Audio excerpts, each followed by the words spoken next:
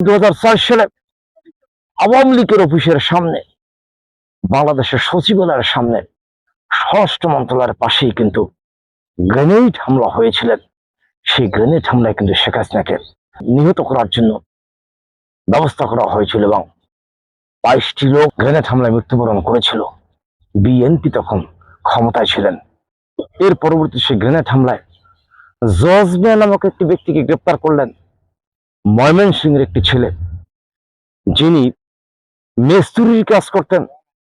Police টর্চারে শিখানো মতো তার কাছ থেকে একটি 164 করা হয়েছিল। সে 164 করার পরে তাকে কিন্তু জেল হাজতে রাখা হয়েছিল। পরবর্তী কেয়ারটেকার গভর্নমেন্ট এসে কিন্তু সেই মামলা পুনরায় ইনভেস্টিগেশন করলেন। আসল তথ্যগুলো তখন বেরিয়ে আসতেন।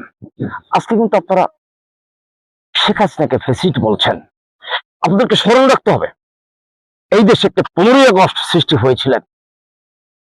আপনাদেরকে স্মরণ রাখতে হবে, এই দেশে 2রা নভেম্বরে 4 জন জাতীয় নেতাকে জেলখানাবাসে হত্যা করেছিল।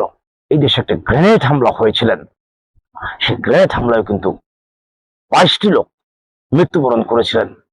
2004 সালে গ্রেনেড হামলার পরে তার পরবর্তীতে কিন্তু কেয়ারটেকার গভর্নমেন্ট যখন আসেন, জনাব ফখরুদ্দিন সাহেব বাংলাদেশের কেয়ারটেকার প্রধান হন।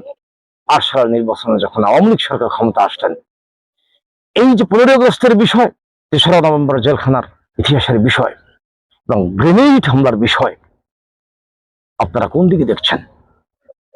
যার ফ্যামিলি গ্রেনেড হামলায় শিকার হয়েছেন, যে নেত্রী গ্রেনেড হামলায় শিকার হয়েছেন, তিনি কিভাবে স্বাভাবিকভাবে ক্ষমা সুন্দর দৃষ্টিতে দেখার সুযোগ আছেন? আপনারা দেখেন অন্তর্বর্তীকালীন সরকার এসে সে গ্রেনেড হামলায় কিন্তু খালাস প্রদান হয়েছেন। জাতির ইতিহাসে দুর্ভাগ্যজনক 22টি লোককে মৃত্যুবরণ করা হয়েছে। সেই গ্রেনেড হামলা তারা শিকার হয়েছেন, আজও কিন্তু তারা বিচার চাচ্ছেন। এবং আজকে আপনারা শেখ হাসিনাকে অনেকেই ফেসিস্ট বলছেন, স্বৈরাচার বলছেন। তারা গ্রেনেড হামলা করেছেন, সেটা কি ন্যায়সঙ্গত হয়েছেন কিনা? 3রা নভেম্বরে জেল হত্যা দিবসকে ন্যায়সঙ্গত হয়েছেন কিনা? 75-এ 15 আগস্টে বঙ্গবন্ধু সহ তার সপরিবারকে হত্যা করা হয়েছে, সেইটা কতটুকু ন্যায়সঙ্গত হয়েছিল? কারণ বঙ্গবন্ধু রাষ্ট্র ক্ষমতায় ছিলেন, তার যদি কোনো অপরাধ হয়ে থাকেন, সেই সংক্ষিপ্ত অসন্তুষ্টতার কারণে যখন দুর্ঘটনা ঘটে থাকে, সেইটা মানুষ একভাবে নেয়। কিন্তু একটা পরিবারকে যখন আপনি ধ্বংস করে ফেলেন, যখন আপনারা শুধু খুনিদেরকে মদত যোগানোর জন্য শক্তি সামর্থ্য দিয়ে রাষ্ট্রীয় পর্যায়ে তাদেরকে আপনারা বহির্বিশ্বের রাষ্ট্রদূত হিসেবে নিয়োগ করছেন, সেই বিষয়টা শেখ হাসিনা কিভাবে দেখতে পারেন? গ্রেনেড হামলা শেখ হাসিনাকে কিভাবে দেখতে পারেন?